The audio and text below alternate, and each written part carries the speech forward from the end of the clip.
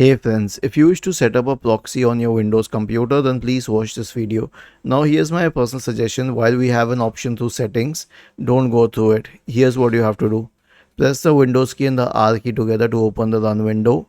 Type the command inetcpl.cpl and hit enter. And then go to connections and then go to LAN settings. Now this is the traditional method and it always works.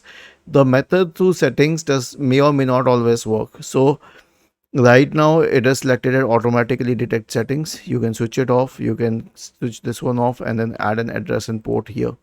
So this is how you can add proxy settings, and then you can also add additional details in the advanced section. I personally click or selected at automatically detect settings and then click on OK and then on OK. And this is how we do it. But still, if you want to know about the other method, then right click on the start button, select settings, go to network and internet. In the right pane you can scroll down and click on proxy and you'll find the option for automatically detect settings and setting up everything here. Was this helpful? If yes, then please subscribe to the channel. If not, then let us know in the comment section of the video on how we could help you further.